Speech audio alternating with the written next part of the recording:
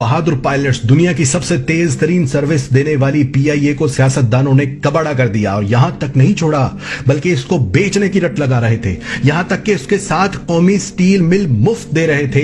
PIA की मिल्कियत America में मौजूद रोजवेलेट होटल गिरवी रख चुके थे, जिसकी नीलामी की तारीख मुकर्रर हो चुकी थी। कौमी एयरलाइन की service Kuwait, Iraq, Europe, America समेत मुतअद्दिद ममालिक में बंद की जा चुकी थी कि पीआईए आज बंद हुई कि कल। और फिर इसी इमरान खान ने पीआईए को कर्ज की दलदल से निकाला।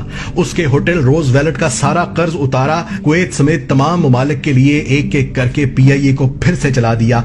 और सुनो, अब पायलट्स की ट्रेनिंग के लिए खित्ते में सबसे पहले जिसने डिजिटल मशीनरी खरीदी है उस मुल्क का नाम पाकिस्तान है। बैंक गरीब को जूते की नोक पर रखते थे।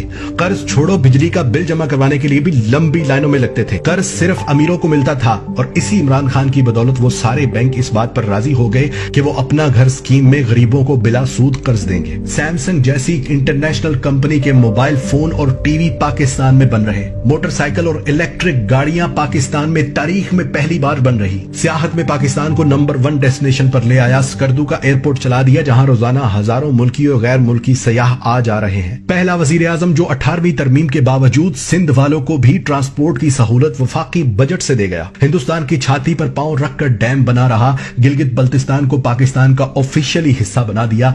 अफगानिस्तान और अमेरिका की 20 साल से चल रही जंग खत्म करवा दी। परदेशियों के लिए रोशन डिजिटल अकाउंट्स खोलने की सहूलत दे दी। नादरा के बाहर लगी लंबी लाइनें खत्म कर दी। किसी प्राइवेट इंश्योरेंस कंपनी के तर्ज के दफातर बना दिए, जहां औरतों मर्दों के लिए अलहदा इंतजार गाहें, एयर कंडीशन की सहूलत। नए दरख्त लगाना तो दूर, यहां हजारों दरख्तों के रोजाना काटने की खबरें चलती थी। वहां आज करोड़ नहीं, अरब नहीं, खरब दरख्त लगा रहे हैं, जिससे दुनिया पाकिस्तान को शाबाश दे रही है। और जो पाकिस्तान 3 साल पहले तक सिफारती महाज पर अकेला हो चुका था, उसी पाकिस्तान की एक आवाज पर 56 ममालिक के सरबराहान ओआईसी का इजलास अटेंड करने पाकिस्तान आ गए। आज तक की सबसे ज्यादा एक्सपोर्ट इन 3 सालों में हुई। आज तक की सबसे ज्यादा रेमिटेंस इन 3 सालों में आई। आज तक की सबसे ज्यादा तेज इंडस्ट्री इन 3 सालों में शुरू हुई। अब मुझे बताओ कि मैं इमरान खान को किस चीज के लिए ब्लेम करूं? अमीर गरीब को एक निसाब देने के लिए, परदेशियों को वोट डालने का हक देने के लिए, किसान को फसल का पूरा मुआवजा देने के लिए, अरबों से अपने परदेशियों से बराबरी का सलूक करने की दरख्वास्तें करने के लिए, अमेरिका को एब्सोल्युटली नॉट कहने के लिए, मोदी को साड़ियां और आम भेजने की बजाय रिटेलिएशन की धमकी देने के लिए, अक़वाम मुत्तहिदा में ला इलाहा इल्लल्लाह कहकर हम लड़ेंगे का नारा लगाने पर, गरीब अमीर का एक जैसा इलाज करवाने पर, जखीरा अंदाजों के खिलाफ तहरीक चलाने पर, एक्सपोर्ट बढ़ाने और इम्पोर्ट को रोकने पर, पुलिस को अवाम दोस्त बनाने पर, सहाफियों को झूठ बोलने पर सजा देने पर, किस चीज पर मैं ब्लेम करूं उसे?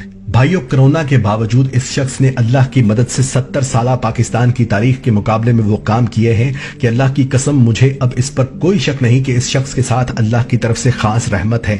वरना 56 ममालिक में वाहिद एटमी ताकत, सरहदों पर दुश्मनों से घिरा हुआ मुल्क पाकिस्तान इसराइल और अमेरिका को एब्सोल्युटली नॉट बोलकर जाता कहां? अगर किसी को मेरे बताए गए एक भी लफ्ज पर शक हो तो अपने सोर्सेज से चेक करना। एक एक लफ्ज सच निकलेगा, एक एक बात हकीकत निकलेगी। और आज पहली बार मैं पाकिस्तान के साथ साथ इमरान खान को भी जिंदाबाद कहता हूं।